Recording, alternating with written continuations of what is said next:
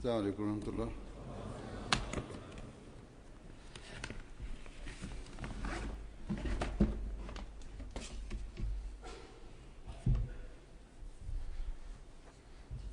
أشهد أن لا إله إلا الله وحده لا شريك له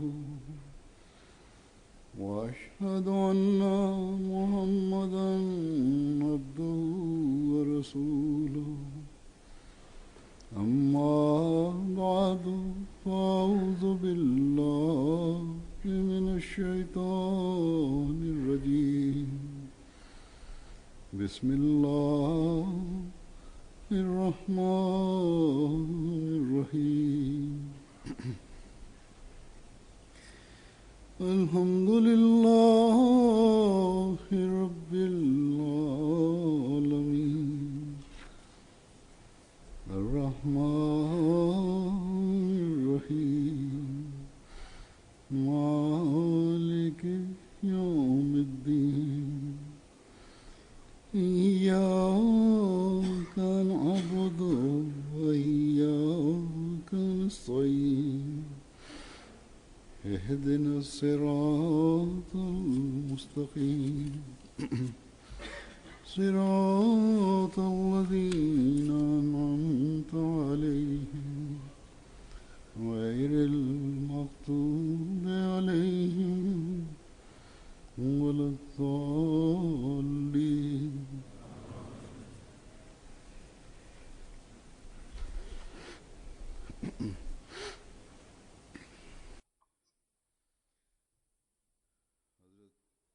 Bismillahirrahmanirrahim. Halifa mtukufu ayyadahullahu ta'ala bin Asl Aziz anasema Sayyidina Ahmad alayhi salatu wassalam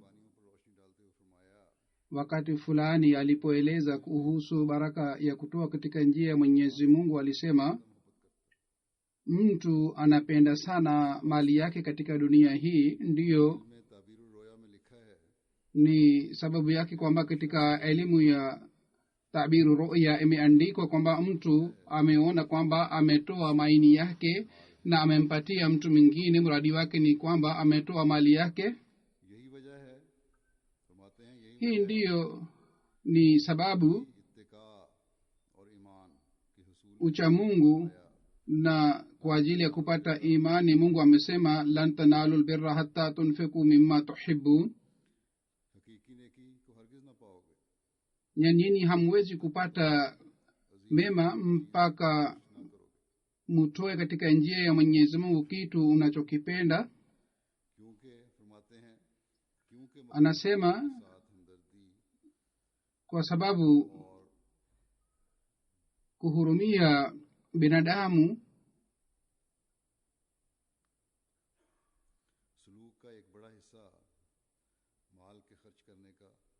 na kuwatendea vizuri ni kwa kupitia kutoa mali.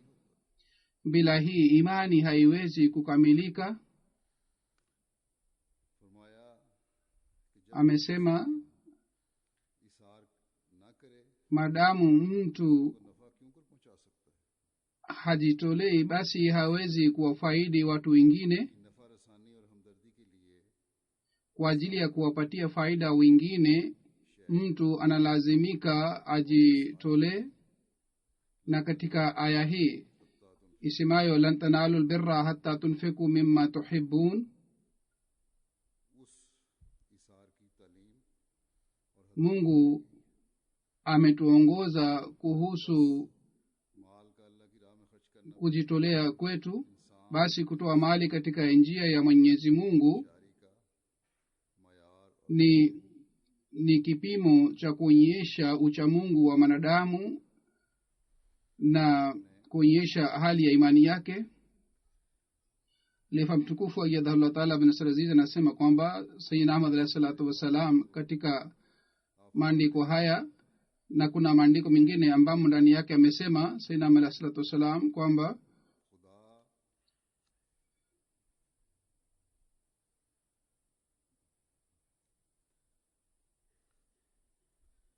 बात यह है कि खुदा की रजामंदी जो हकीकी खुशी का मूजिब है ridhaa ya Mwenyezi Mungu ambayo ni furaha haiwezi kupatikana hali hii mpaka mtu akubali usumbufu wa kila aina kwa ajili ya Mwenyezi Mungu. Amesema wenye baraka ni wale watu ambao kwa ajili ya kupata ridhaa ya Mwenyezi Mungu hawajali kuhusu usumbufu na shida, kwa sababu furaha ya kweli kweli inaweza kupatikana baada ya usumbufu huu unaopata mwanadamu katika maisha yake. Hazur anasema kwamba dunia ya leo inafikiria kwamba kukusanya mali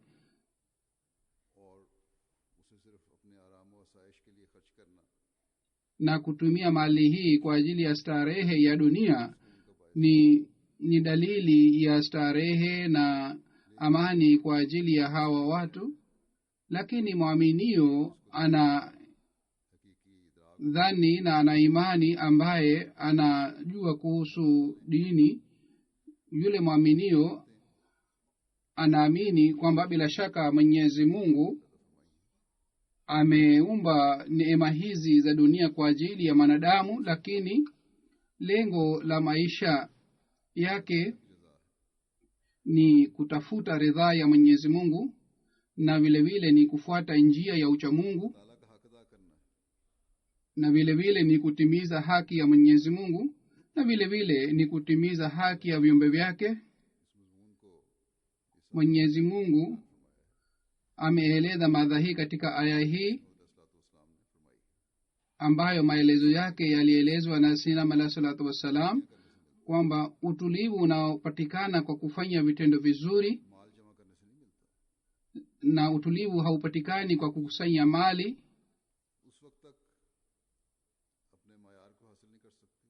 Na mema hauwezi kupata baraka mpaka nyinyi hamtoi kitu kwa ajili ya wanadamu, kitu ambacho mnachokipenda. Sayyidina alayhi salatu wasalam anasema mali ni kitu ambacho mwanadamu anachokipenda sana. Tukichunguza siku hizi, fitina na ufisadi unapatikana duniani, sababu yake ni kupenda mali sana na vile vile kuwa na tamaa ya mali. Kisha mtu wa dunia hajui ikiwa ameshapata mali nyingi sana, namna gani anaweza kutimiza mali ile. Katika nchi hizi za Ulaya ambazo ni nchi yenye kupata maendeleo, bila shaka katika nchi hizi watu matajiri wengi wanaishi, lakini matumizi yao ni nini?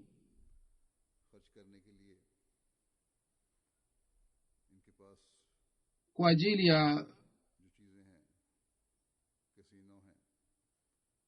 kupoteza mali yao wanaenda katika kasino, na wao wanatumia mali hii kwa ajili ya starehe yao na kwa ajili ya kucheza ramli. Hata katika nchi za Waislamu pia kule ni hali ya Waislamu ya aina hii, kwamba wale watu pia baada ya kuja hapa katika nchi za Ulaya, wao wanatumia mali yao kwa ajili ya kutafuta starehe ya dunia. Hata katika nchi zao pia kuna sehemu ambapo wanatumia mali yao ovyo. Hivi karibuni mimi nilisoma katika gazeti fulani, tangazo lilitangazwa kuhusu ice cream, na tangazo lilikuwa kuhusu hoteli inayopatikana katika nchi ya Dubai, na katika kikombe ilikuwa ice cream na kidogo, na bei yake ilikuwa $850, na walisema kwamba zafran ya sehemu fulani ilitumika katika ice cream, au kitu fulani ilitumika kwa ajili ya ice cream, na vile vile juu yake ni ukurasa wa dhahabu. Katika 850 katika nchi maskini, familia nzima inaweza kuishi vizuri na anaweza kutimiza matumizi yake yote. Lakini hawa watu wanatumia mali yao kwa ajili ya kula kikombe kimoja cha ice cream. Wale watu ambao wanakuwa na mali nyingi sana, wao hawajui namna gani wanalazimika kutumia na namna gani wanaweza kupata utulivu kwa kutumia mali yao. Bila shaka hawa watu pia wanatumia mali yao, lakini wanatumia kwa ajili ya kutafuta starehe ya nafsi zao, si kwa ajili ya kutafuta ridhaa ya Mwenyezi Mungu, kwa ajili ya kufanya mema. Mwenyezi Mungu anasema, kwa hiyo Sayyidina alayhi salatu wasalam ameeleza maelezo yake kwamba kwa ajili ya ucha Mungu na kupata imani kweli kweli, na kwa ajili ya kupata ridhaa ya Mwenyezi Mungu, na kwa ajili ya kupata maendeleo katika imani, badala ya kutumiza mali juu ya mambo haya ya ufedhuli, bali inatakiwa mali itumiwe kwa ajili ya kutafuta heri ya binadamu na kwa ajili ya kuwatendea vizuri. Ikiwa hali hii haipatikani, basi nyinyi hamwezi kupata ridhaa ya Mwenyezi Mungu.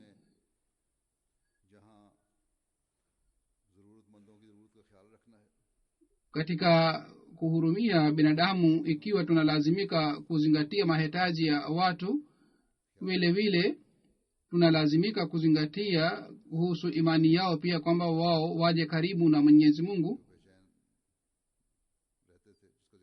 Mtume sallallahu alaihi wasallam ambaye alikuwa akikosa utulivu kwa kuona hali ya watu na hali yake imeelezwa ndani ya Qur'an tukufu, Mwenyezi Mungu alisema kwamba, je, wewe utajiangamiza kwa sababu ya kufikiria kuhusu hali ya watu? Na hali ile ya watu ilikuwa ya aina gani, ambayo kwa kuona hali ile Mtume sallallahu alaihi wasallam alikuwa akikosa utulivu wake? Wale watu walikuwa mbali na Mwenyezi Mungu, wale watu walikuwa hawana imani. Mtume sallallahu alaihi wasallam alikuwa akifikiria sana kuhusu hawa watu, kwamba kwa sababu ya hii kwamba hawa watu kwa kutokuamini watakamatwa na Mwenyezi Mungu na wataadhibiwa na Mwenyezi Mungu. Basi katika dhama hii, pamoja na kutimiza mahitaji ya dunia, tunalazimika kutumia mali yetu kwa ajili ya umaskini.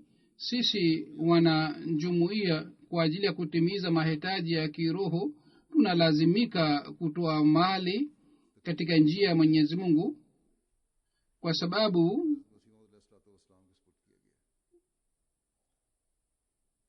dini tukufu ya Islam itasambazwa kwa kumpitia Sayyidina alayhi salatu wassalam. Mwongozo ulioletwa na Mtume Muhammad sallallahu alaihi wasallam kwa ajili ya watu wote, na kwa ajili ya kusambaza mwongozo huu Mtume sallallahu alaihi wasallam alifanya juhudi sana. Basi mwongozo huu utasambazwa katika zama hii, na vifaa vyote vinapatikana katika zama hizi kwa ajili ya kusambaza mwongozo huu, na Sayyidina alayhi salam alipewa kazi hii. Hivyo ndivyo wafuasi wake pia wamepewa jukumu hili la kusambaza mwongozo huu. Kazi hii wamepewa wale watu wanaoahidi kwamba sisi tutatanguliza dini juu ya dunia. Hazur anasema matajiri wanatumia mali kwa ajili ya starehe ya dunia. Wao wana mali kiasi hiki kwamba wao hawajui wanatumia nini na kiasi gani wanatumia au watumie vipi. Baada ya kutimiza mahitaji yao yote, wao hawajui kwamba wafanye nini na mali yao.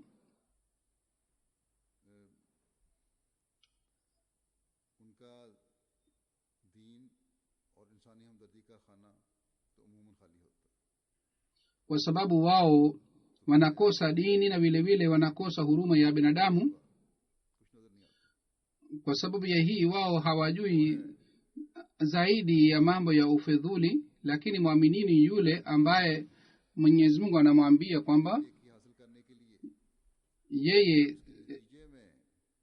asitumie mali iliyobaki, bali yeye kwa ajili ya kupata ridhaa ya Mwenyezi Mungu na imani halisi, yeye analazimika kwamba atumie katika mali ambayo yeye anapenda.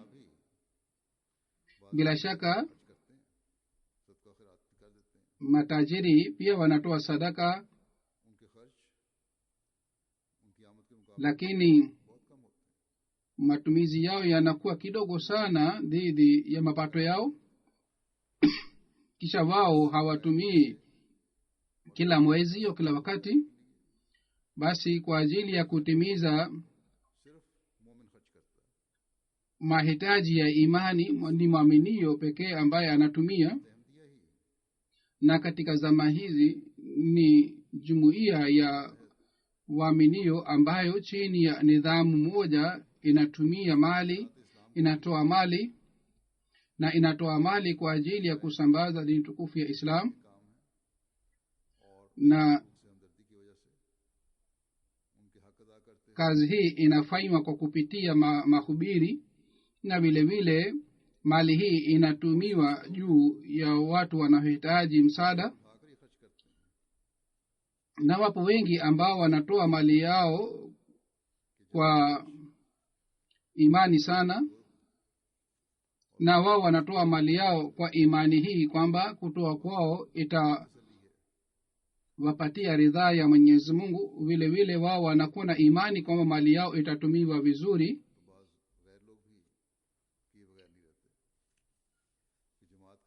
Na hiki ni kitu ambacho kinakubaliwa na wale watu ambao si Wahmadhia, kwamba mali ya jumuiya inatumiwa vizuri.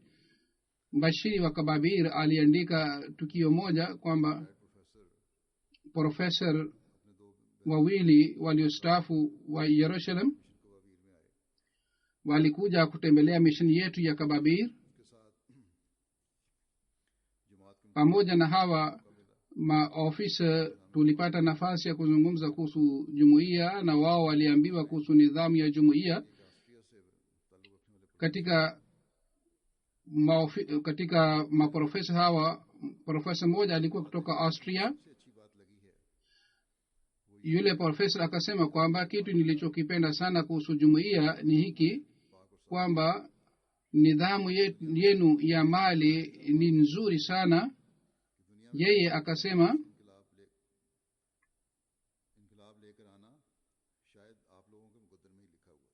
mapinduzi yatakayoletwa duniani inaona kwamba yataletwa kwa kupitia jumuiya Ahmadiyya.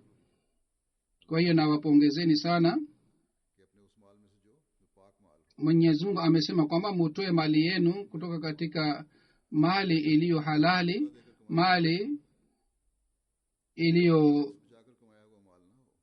iliyochumwa bila kudanganya, na inatakiwa itolewe katika mali ambayo ni sahihi. Basi michango inayokubaliwa, inayotolewa, inatakiwa ihakikishwe kwamba michango inakubaliwa kutoka katika mali iliyo halali. Ikiwa tunapata taarifa kwamba mali ile si halali, basi mchango ule unarudishwa. Jumuiya haikubali mchango wa aina hii.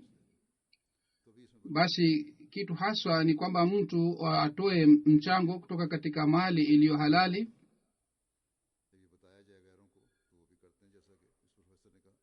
Na sisi tunapoeleza kuhusu nidhamu hii ya jumuiya, wale ambao si wanajumuiya wao pia wanaheshimu nidhamu hii ya jumuiya. Kwa hiyo yule professor wa dunia pia yeye alijua kwamba wale watakaoleta mapinduzi ni hawa wanajumuiya ambao wanatoa michango kiasi hiki. Na kwa njia hii basi, madamu tutakapokuwa na nia safi, na madamu tutakapoendelea kutafuta mali riziki halali, na tutakapoendelea kutumia katika njia ya Mwenyezi Mungu, kutoa katika njia ya Mwenyezi Mungu, ndipo tutaleta mapinduzi, na mapinduzi yatapatikana kwa kupitia sisi, kwa sababu Mwenyezi Mungu alimwahidi Sayyidina Ahmad alayhi salatu wasalam kwamba mapinduzi haya yatapatikana kwa kumpitia yeye. Sisi hatutaleta mapinduzi ya dunia, bali tutaleta mapinduzi ya kiroho, na sisi tutafikisha ujumbe wa Mtume Muhammad sallallahu alaihi wasallam duniani kote, na tutaimarisha moja wa Mwenyezi Mungu, na vile vile tutatimiza haki za binadamu. Na mambo haya si mambo ya kibinadamu, bali Mwenyezi Mungu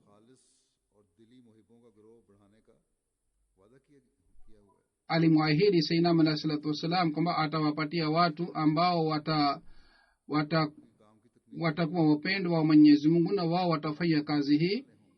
Wale kwa ajili ya kutimiza mahitaji ya dini watajitolea. Sayyidina Ahmad alayhi salatu wasalam kwa kueleza hali hii ya jumuiya yake anasema, masahaba wa Mtume Muhammad sallallahu alaihi wasallam walionyesha mfano wa imani ambao mfano wake haupatikani duniani.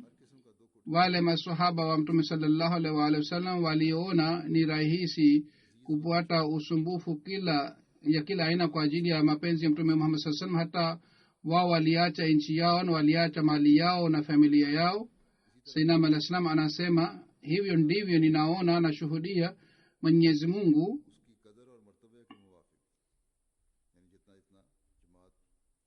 sawa na hali ya imani ya jumuiya na sawa na hali yao ya kiroho. Bila shaka masahaba walikuwa na daraja kubwa, lakini katika zama ya Sayyidina Ahmad alayhi wasallam masahaba wake pia walikuwa na daraja kubwa sana.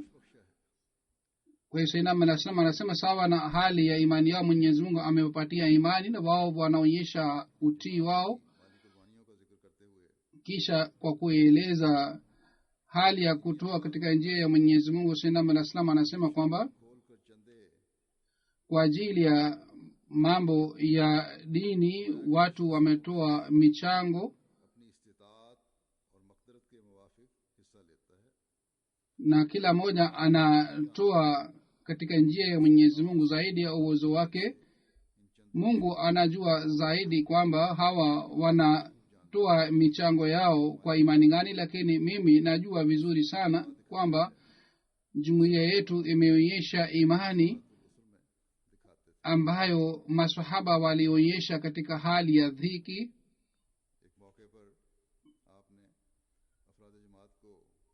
Safari fulani Sayyidina Ahmad alayhi salatu wasalam kwa kuona hali ya kutoa michango katika njia ya Mwenyezi Mungu, Sayyidina Ahmad alayhi salam alisema namna gani au kiasi gani hawa wanajumuiya wanatoa mali katika njia ya Mwenyezi Mungu.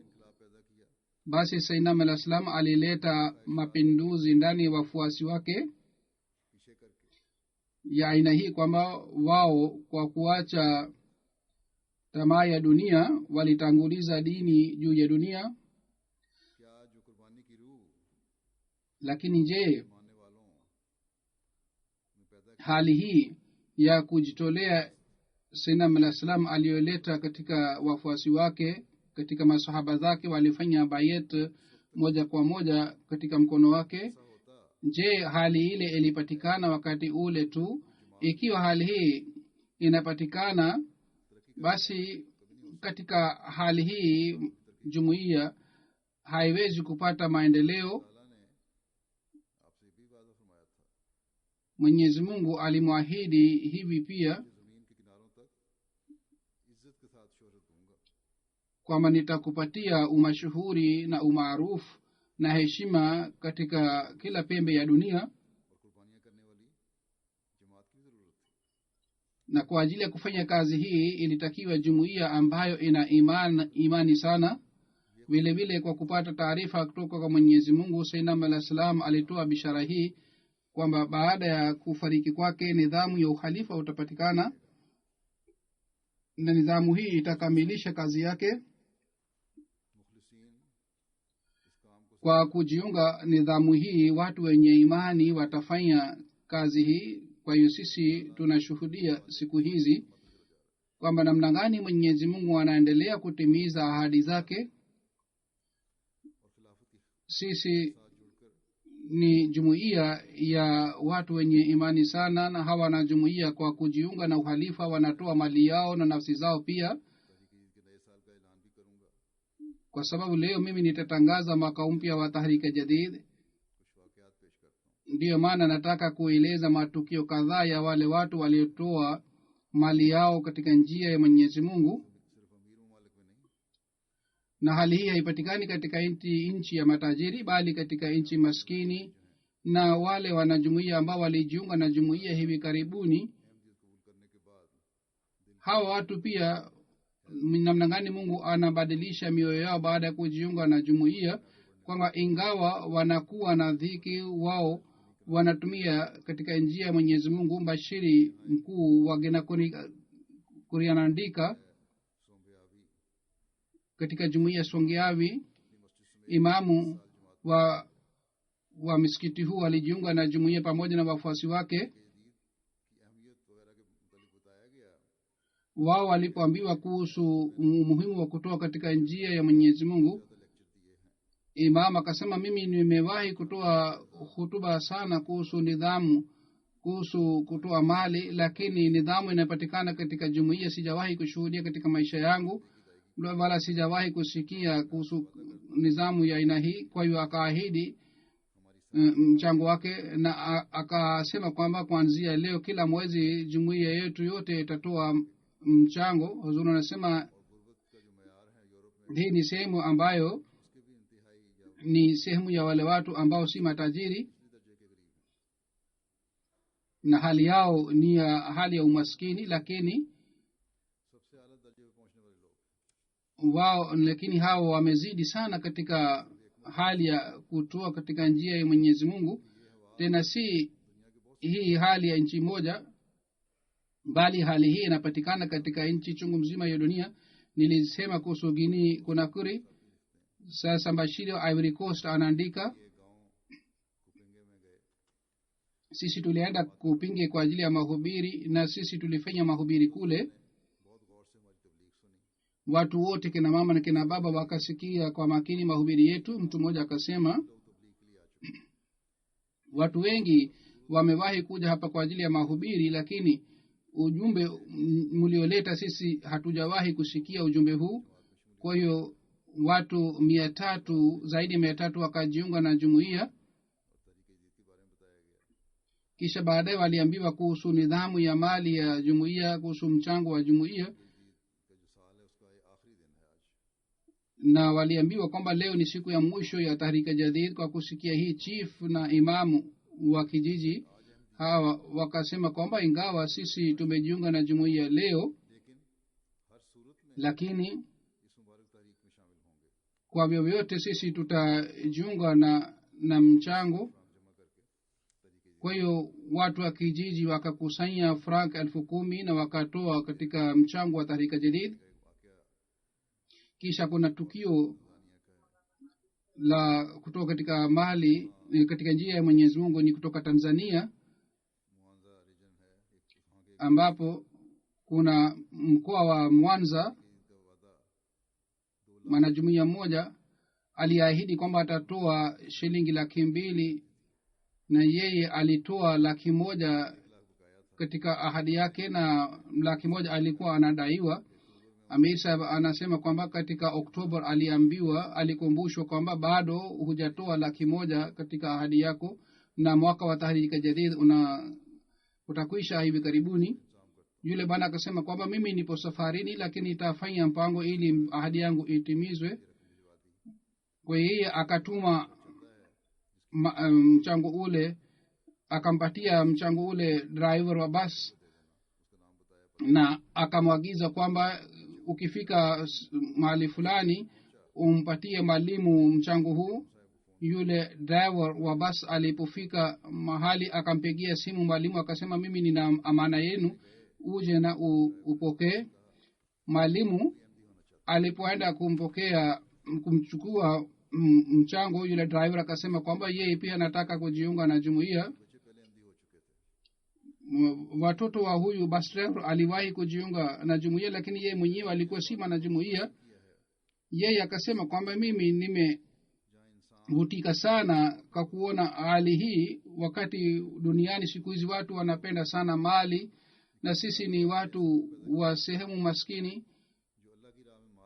Lakini namna gani Mwenyezi Mungu ameumba watu wa aina hii ambao kwa kutoa mali katika njia ya Mwenyezi Mungu wanapata utulivu. Yule mwanajumuiya aliyetuma mchango wake kwa kumpitia yule driver, kutuma mchango wake ulisababisha kumuongoza yule driver wa bus. Basi michango inayotolewa kwa imani hii matokeo yake yanapatikana haraka sana. Mchango unaotolewa katika mali inayopendwa ilisababisha kurekebisha hali ya mtu mmoja. Hivyo ndivyo Mwenyezi Mungu anafanya mpango wa kuleta matunda. Amir Saheb wa Senegal anaandika, Bwana Umar baba yake ambaye si mwanajumuiya alikuwa anaumwa sana, na madaktari watasema kwamba operation ya prostate itafanywa, lakini Bwana Umar alikuwa hana fedha kwa ajili ya upasuaji wa baba yake na alikuwa hawezi kuchukua mkopo. Kwa hiyo alikuwa katika wasiwasi atapataje hela hii. Mashiri anasema siku ya Ijumaa nilipokumbusha kuhusu mchango wa Tahrika Jadid, kesho yake Bwana Umar Saheb akaja katika Mission House na akasema nikatia risiti ya mchango wa Tahrika Jadid. Amir Saheb anasema nilikuwa najua hali yake na nikamwambia kwamba baba yako anaumwa na namna gani utatoa mchango wako, utatimiza ahadi yako. Alisema hutuba uliotoa jana kwamba mimi nafanya biashara na Mwenyezi Mungu, kwa hiyo nimekuja kufanya biashara na Mwenyezi Mungu, basi ukate risiti ya mchango wangu. Anasema Amir Saheb anasema mimi nilipoenda baada ya siku mbili kwa kumuona baba yake alikuwa amekaa nje ya nyumba yake. Baada ya kidogo Bwana Umar akaja na akasema kwamba leo biashara yangu imekamilika na baba yangu amepona na hana maumivu. Baada ya siku kadhaa madaktari walimwangalia tena wakasema kwamba haina haja ya kufanya operation, upasuaji. Na kisha baada ya siku kadhaa baba yake pia akajiunga na jumuiya kwa kuona hali hii. Basi hii inakuwa biashara inayofanywa na Mwenyezi Mungu.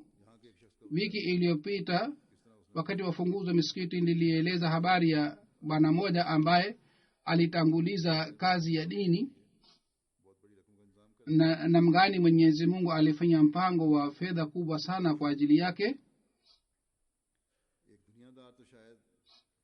Mtu wa dunia labda ataona kwamba hii si mpango wa Mwenyezi Mungu, lakini yule ambaye anamwamini Mwenyezi Mungu anakuwa na yakini kwamba bila shaka hizi ni fadhila za Mwenyezi Mungu. Vile vile kutoka Kongo Kinshasa kuna jumuiya moja Ukundoto. Jumuiya ni Gunda na kuna bana moja aitwaye Kokondolo. Huyu bana anasema mimi nilikuwa sishiriki katika kazi ya jumuiya na mtoto wangu alikuwa anaumwa sana na nilitumia fedha kubwa sana kwa ajili ya matibabu yake. Anasema mimi nilipewa jukumu la katibu wa fedha katika jumuiya yangu.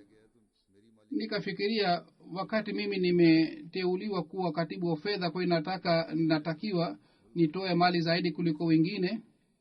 Hazur anasema mtu huyu ambaye anaishi katika kijiji kadogo, yeye anafikiria kwamba ikiwa yeye ameteuliwa kuwa katibu wa fedha analazimika atoe mchango zaidi kuliko wengine. Kwa hiyo anasema nikaanza kutoa michango bila kukosa. na kwa sababu ya baraka hali yangu ikaanza kubadilika, maisha yangu yakaanza kupata utulivu. Vile vile mtoto wangu pia alipona. Mimi na imani kwamba hii yote ni kwa sababu ya huduma, na vile vile ni kwa sababu ya michango niliyotoa. पेट काट कर कुर्बानी करने का मुहावरा इस्तेमाल होता है, सुना तो था। Inatumiwa msemo kwamba mtu atoe mali kwa kupunguza mahitaji yake, इंसान नहीं पहुंच सकता जब तक बाद ऐसे lakini hali yake haiwezi kupata mtu mpaka yeye ashuhudie mwenyewe. Mwanamke mmoja wa Gambia इन्होंने अहमदियत कबूल की, ambaye alijiunga na jumuiya जीदा गांव है उनका, katika kijiji cha Jijida, उन्हें बताया गया yeye alipoambiwa kuhusu Tahrika Jadid, yule mwanamke akasema, चावल खरीदने के लिए 100 डिलासी पड़े, mimi ninayo dilasi 100 kwa ajili ya kununua mchele na mimi sina mchele nyumbani. Na yule mwanamke akasema kwamba mtoto wake mmoja ambaye alikuwa akisaidia familia, yeye amepotea tangu miaka 2 iliyopita, na watu wanasema yeye labda amekufa. Lakini pamoja na hali yote, yule mwanamke akasema kwamba mimi nitakopesha fedha kutoka sehemu nyingine, lakini hii nataka kutoa katika mchango wa Tahrika Jadid. Mungu mwenyewe atafanya mpango wa mahitaji yangu yeye mwenyewe. Baada ya tukio hili, baada ya siku 3 ya tukio hili, yule mtoto wake aliyepotea akarudi nyumbani kwake, na pamoja naye akaleta gunia 10 ya mchele, na vile vile akaleta fedha kubwa sana. Yule mtoto akasema kwamba wakati alipokuwa amepotea aliendelea kujifunza kazi ya ujenzi wa nyumba, na yeye ameanza kupata sasa kazi ya kujenga nyumba. Yule mwanamke mwenyewe akasema kwamba hii ni baraka ya mchango ule niliyotoa, na inshallah sasa nitaendelea kutoa mchango katika maisha yangu. Hazur anasema, je, haya si mapinduzi ambayo Mwenyezi Mungu alileta ndani ya watu hawa kwa sababu ya kumpokea Sayyidina Muhammad sallallahu alaihi wasallam? Bila shaka haya ni mapinduzi yalipatikana ndani yao. Angalieni hali ya imani ya huyo mwanamke ambaye hakujali kuhusu njaa yake, kisha Mungu mwenyewe alimtendea namna gani. Kwa kuona hali hii pia mtu anashangaa. Mashiri kutoka Mali anaandika, mwanamke mmoja mwanajumuiya ambaye umri wake ni miaka 80 anatoa mchango wake bila kukosa. Siku moja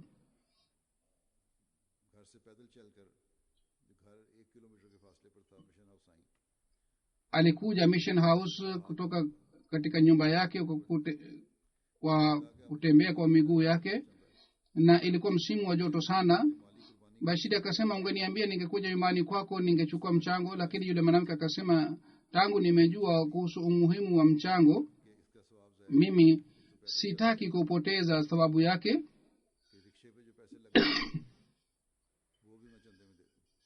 Yeye alikuja kwa miguu ili yeye asitumie mali katika usafiri yake, na ile fedha atoe katika njia ya Mwenyezi Mungu. Hii ni hali ya wale watu ambao wamekaa katika nchi za mbali.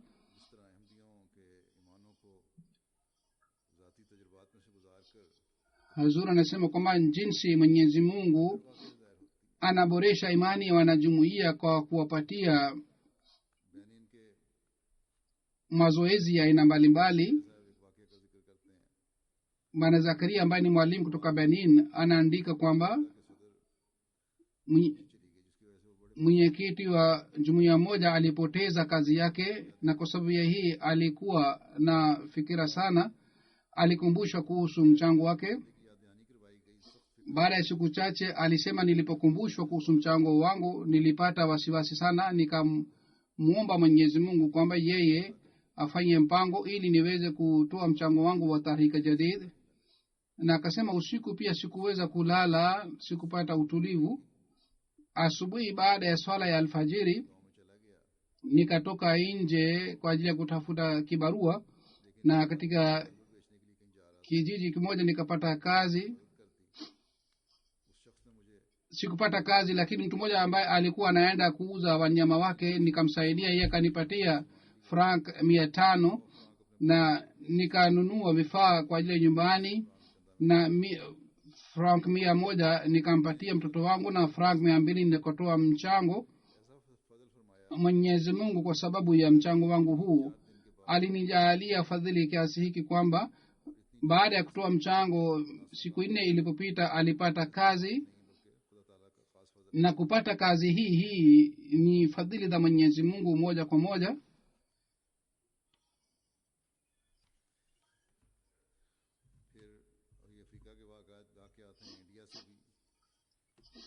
Kisha kutoka India pia inspector wa Tahriki Jadid anaandika katika mkoa wa Andhra na Telangana.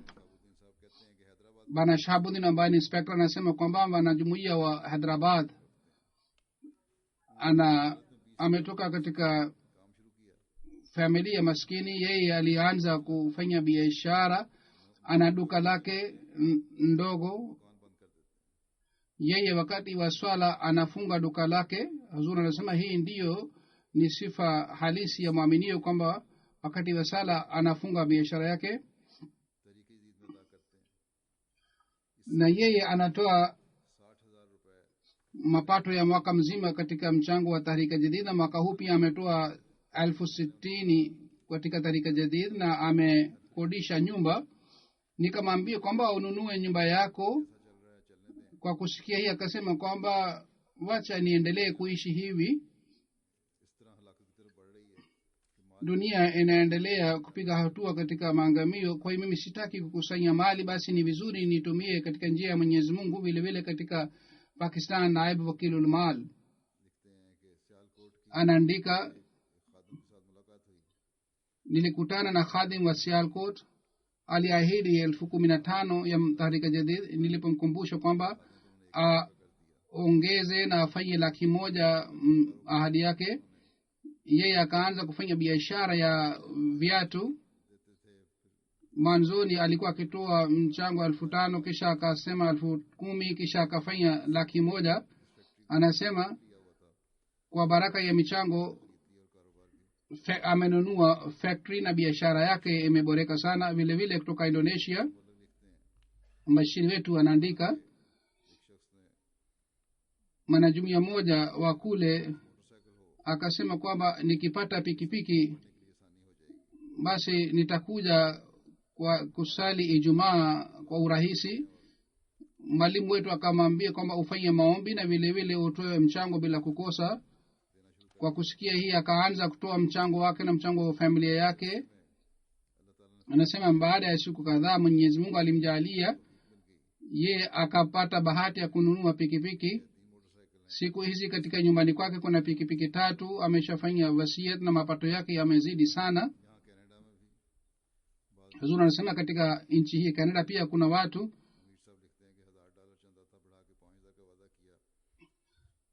ambao waliongeza mchango wao, na bwana mmoja aliongeza mchango wake $5,000 na akatimiza ahadi yake, na alitoa mchango ahadi, alitimiza ahadi yake mwanzoni wa mwaka.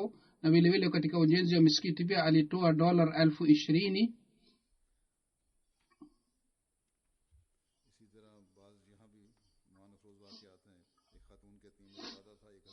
Mwanamke mmoja anasema niliahidi kwamba nitatoa mchango $1,000, lakini nilikuwa sina fedha. Jioni nilipata simu ya mume wangu kwamba mtu fulani amenipatia cheki ya fedha, na nikamwambia kwamba lazima itakuwa cheki ya $1,000. Yeye akasema ulijuaje kwamba ni cheki ya 1,000? Akasema niliahidi kwamba nitatoa mchango 1,000, kwa hiyo Mungu amenipatia 1,000.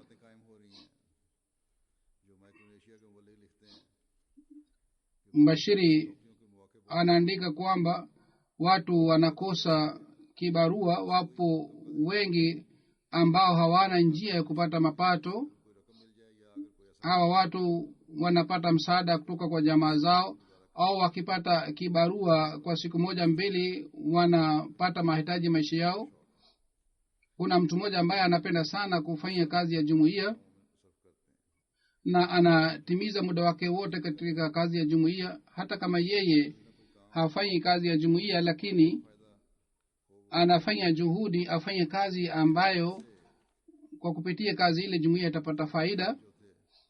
Tangu mwaka mmoja alikuwa anakusanya chupa ili aweze kuuza chupa hizi na apate mapato. Aliendelea kukusanya chupa kwa mwaka mzima, kisha aliuza chupa na alipata $30 tu. Kwa kupata $30 akaja mission house na akatoa mchango $10, na akasema niliahidi nitoa mchango wa Tahrika Jadid, kwa hiyo nataka nitoe mchango wa Tahrika Jadid.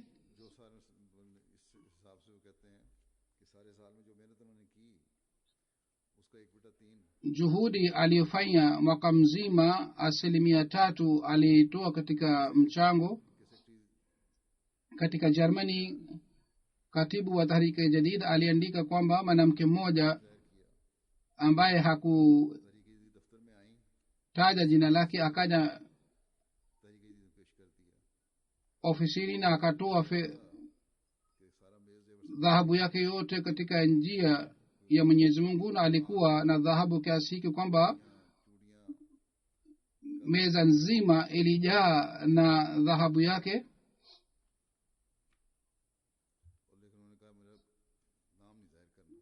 Na akasema kwamba msimwambie mtu yeyote jina langu, kwa sababu nataka mchango wangu uwe kwa ajili ya Mwenyezi Mungu.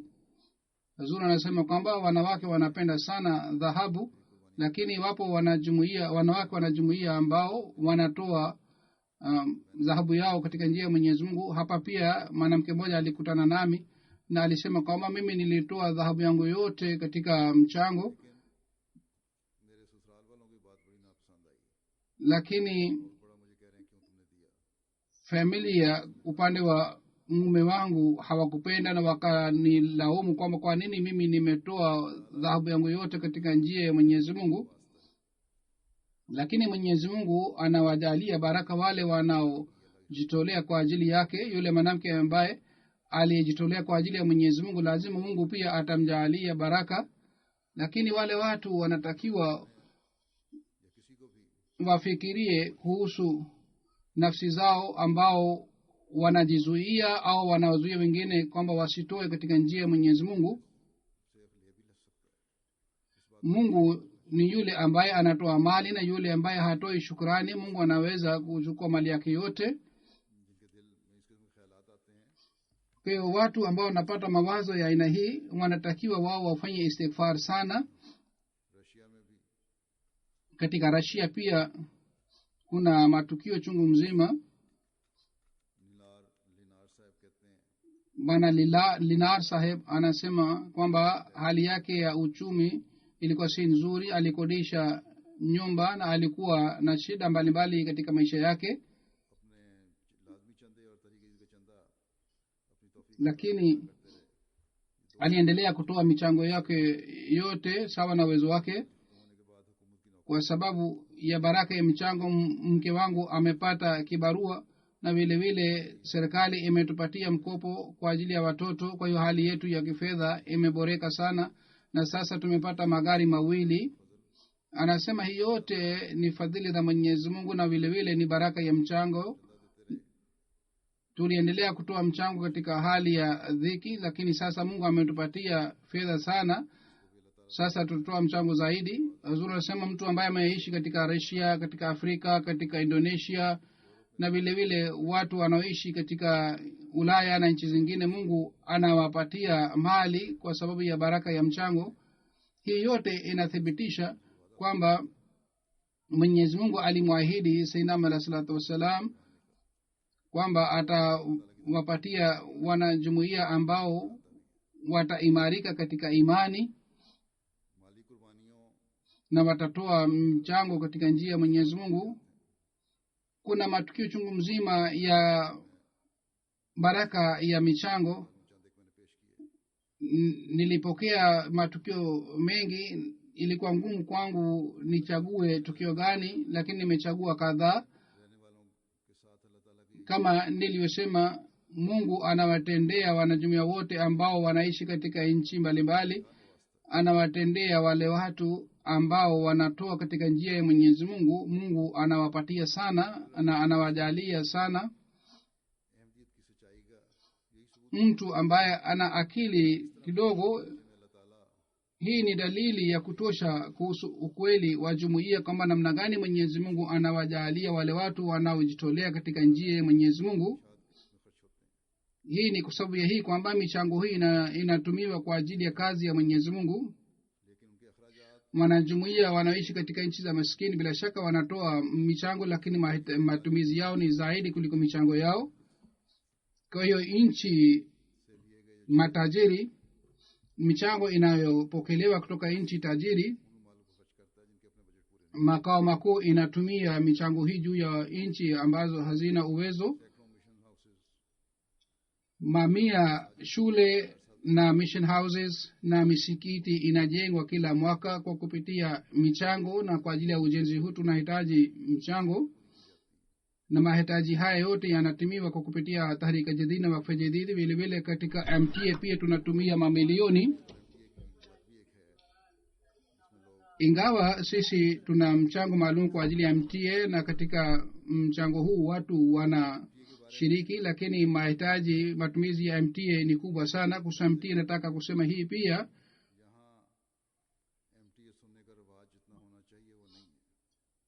sawa na hali ni salama taarifa niliyopata kwamba watu hawaangalii vizuri, hususan watu hawasikilizi hutuba zangu moja kwa moja. Fedha kubwa inayotumiwa na jumuiya hii ni kwa ajili ya malezi ya wanajumuiya. Ikiwa kuna tofauti ya wakati hutuba yangu inaporudishwa, wakati ule wanajumuiya wanatakiwa wasikilize, na watu ambao si wanajumuiya wao wanasikiliza hutuba zangu na wananiandikia, wanasema sisi si wanajumuiya lakini tunasikia hutuba yako.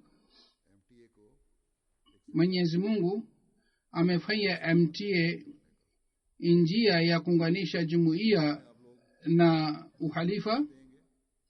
Ikiwa wanajumuiya hawatajali kuhusu hii, basi polepole kizazi chenu kitaendelea kurudi nyuma.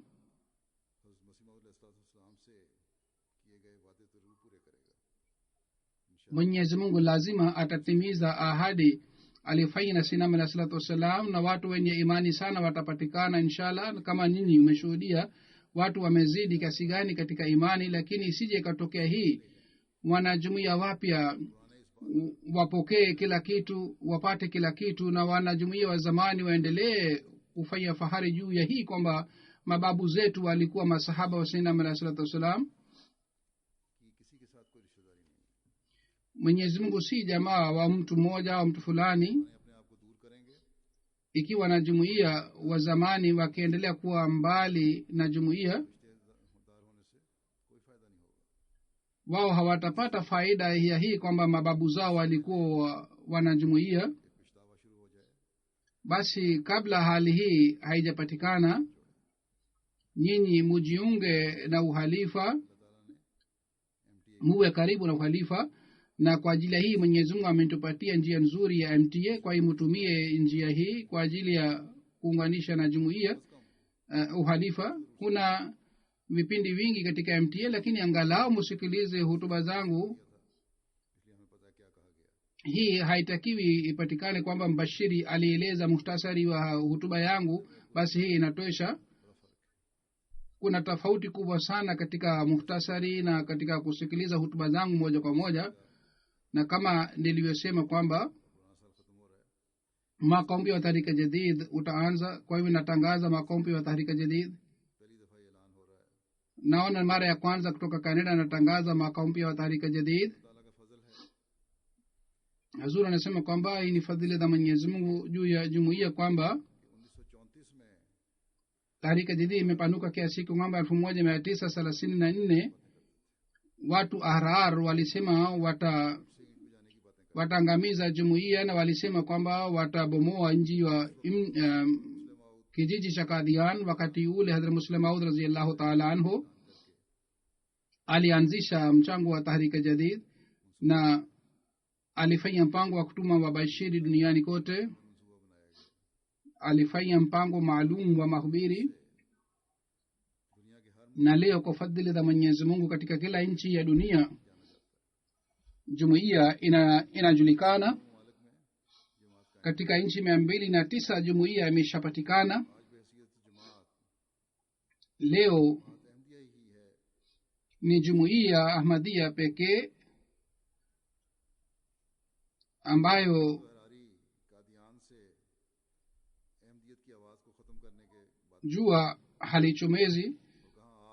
Waharari walisema wataangamiza jumuiya, lakini angalieni hali leo kwamba kuanzia nchi za Ulaya mpaka duniani kote ujumbe wa Sayyidina alayhi salatu wasalam nafikisha hapa, kutoka hapa, na ahadi alimfanyia Sayyidina alayhi salatu wasalam Mwenyezi Mungu, ahadi ile imetimia. Kwa hiyo kila mwanajumuiya anatakiwa akumbuke kwamba kitu hiki kinawapatia majukumu, na ninyi nyote mnalazimika kutimiza majukumu yenu. Mwenyezi Mungu awajalieni muweze kufanya hivi. Sasa mimi natangaza makampe wa Tahrika Jadid, na sawa na kawaida nitaeleza maelezo na taarifa. Kwa fadhili za Mwenyezi Mungu, mwaka wa Tahrika Jadid uliopita ilikuwa mwaka 82 wa Tahrika Jadid. Tarehe mosi wa Novemba 83 mwaka wa Tahrika Jadid umeshaanza, na mimi nimetangaza mwaka huu wa Tahrika Jadid. Kwa fadhili za Mwenyezi Mungu, taarifa niliyopata sawa na taarifa ile katika Tahrika Jadid, jumuiya mwaka huu imekusanya milioni 10, zaidi ya milioni 10 pound imekusanya katika mchango wa Tahrika Jadid. Alhamdulillah, makusanyo haya ni zaidi, ni milioni 1.7, ni zaidi kuliko mwaka jana. Sawa na nafasi ilishika, sawa na nafasi zilizopatikana. Pakistan imeshika nafasi ya kwanza. Baada ya Pakistan, nafasi ya kwanza ni Germany, ya pili ni Uingereza, ya tatu ni Marekani, 4 ni Canada, 5 ni India, 6 ni Australia, 7 nafasi ya 7 ni jumuiya ya Middle East, 8 ni Indonesia, 9 ni jumuiya ya Middle East, na 10 ni Ghana, na 11 ni Switzerland. Switzerland kwa sababu wanatoa mchango kwa kila kichwa, wana mchango wao unakuwa nyingi, kwa hiyo nimetaja jina lao pia. Sawa na kila mtu mchango uliotolewa. Marekani imeshika nafasi ya kwanza, Switzerland, Uingereza, Finland, Singapore, Germany, Sweden, Norway, Japan, Canada.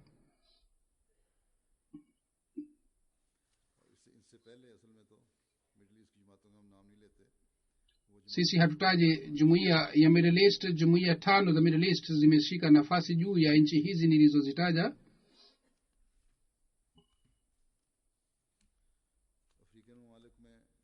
Katika nchi za Afrika sawa na makusanyo, Mauritius imeshika nafasi kwanza, Ghana, Nigeria, Gambia, South Africa, Burkina Faso, Cameroon, Sierra Leone, Liberia, Tanzania na Mali.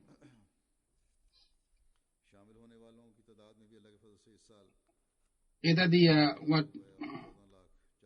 90,000 idadi ya watuaji imeongezeka. Zaidi ya 100,000 watu wametoa mchango wa Tahrika Jadid. Benin, Niger, Mali, Burkina Faso na Ghana, Liberia, Senegal na Cameroon imefanya juhudi ya kuongeza idadi ya watuaji. Zuri nasema kuna haja ya kuongeza idadi ya watuaji duniani kote. Daftar awal, watuaji wote wanaendelea kutoa, na jamaa zao au warithi wao au wao wenyewe ikiwa bado hai wanatoa mchango. jumuiya tatu za pakistan zilizoshika nafasi ni ya kwanza ni lahore, ya pili rabwa, tatu ni karachi. baada ya hii jumuiya 10 ni islamabad, multan, koita, peshawar, gujranwala, hyderabad, hafzabad, mianwali, kotli, khanewal, bahawalpur. hizi ni jumuiya zilizoshika nafasi katika makusanyo. wilaya 10 za pakistan zilizoshika nafasi katika makusanyo, ingawa kule hali ya uchumi si nzuri, lakini wanatoa mchango vizuri sana. sialkot nafasi ya kwanza, faisalabad, sargoda, gujarat, umarkot, ukara, narowal, mirpur khas, toba tek singh, mandi bahauddin na mirpur azad kashmir. hizi ni wilaya zilizoshika nafasi katika makusanyo. jumuiya 10 za Germany zilizoshika nafasi katika makusanyo: Gothenburg, Neuss, Weingarten, Raunheim South, Florsheim, Lemberg, Cologne, Koblenz, Nida, Mediabad. na mikoa 10 ni Hamburg, Frankfurt, Glasgow, Morfelden, Waldorf, Wiesbaden, Detzenbach, Offenbach, Mannheim, Darmstadt, Richtstadt.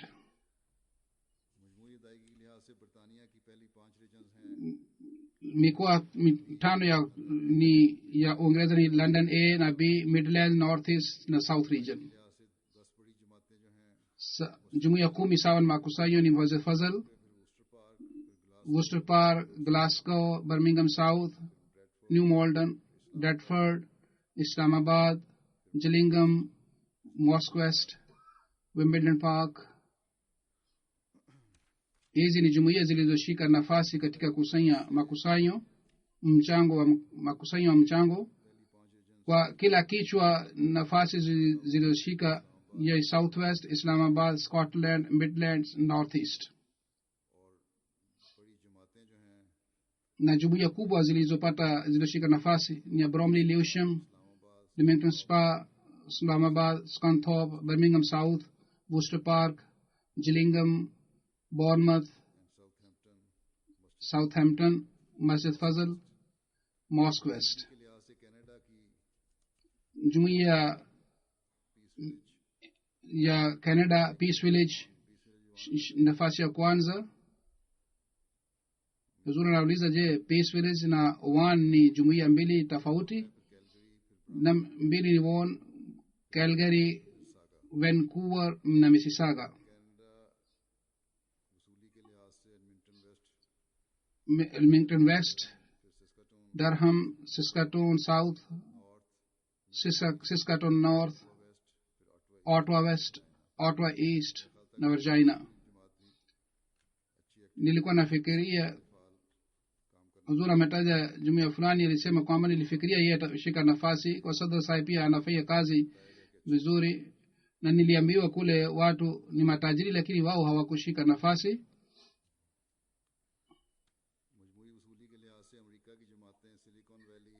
Silicon Valley, jumuiya za Marekani, Silicon Valley, Oshkosh, Detroit, Seattle, York, Central Virginia, Los Angeles, Silver Spring, Central Jersey, Chicago, Southwest, Los Angeles West.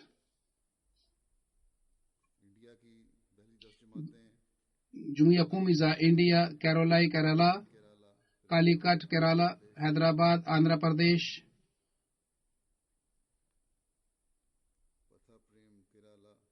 Pathaprem Kerala, Qadian, Kinanur Town Kerala, Bengali Kerala, Delhi, Calcutta Bengal, Salot na Tamil Nadu. hizi ni jumuiya 10 za India zilizoshika nafasi katika makusanyo wa mchango wa Tahrika Jadid. mikoa ya India, Kerala, Karnataka, Andhra Pradesh, Tamil Nadu, Jammu Kashmir, Odisha, Punjab, Bengal, Delhi na Maharashtra. katika India miaka kadhaa iliyopita maendeleo yamepatikana mengi sana kuhusu mchango. jumuiya 10 za australia zilizoshika nafasi hapa. Pia watu hawa pia wanapata maendeleo. Melbourne, Berwick, Castle Hill, Eastern Canberra, Marsden Park, Brisbane, Logan,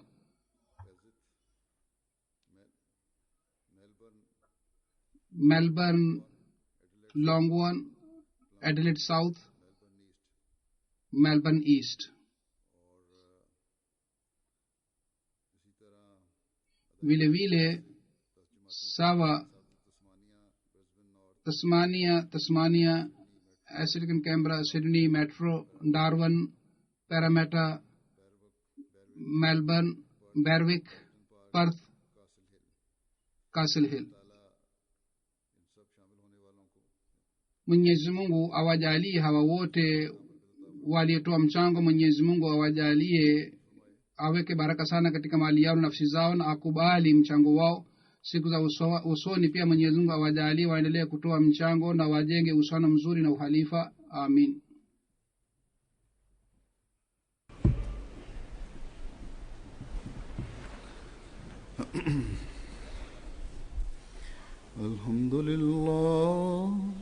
Alhamdulillah nahmaduhu wa nasta'inuhu wa nastaghfiruhu wa nu'minu bihi wa natawakkalu alayhi wa na'udhu billahi min shururi anfusina wa min sayyiati a'malina.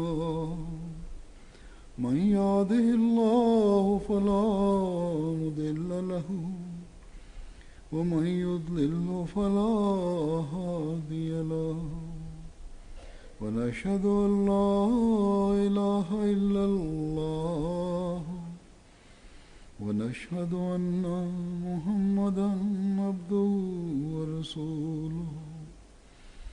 عباد الله رحمكم الله، إن الله يأمر بالعدل والإحسان وإيتاء ذي القربى وينهى عن الفحشاء والمنكر والبغي يعظكم لعلكم تذكرون.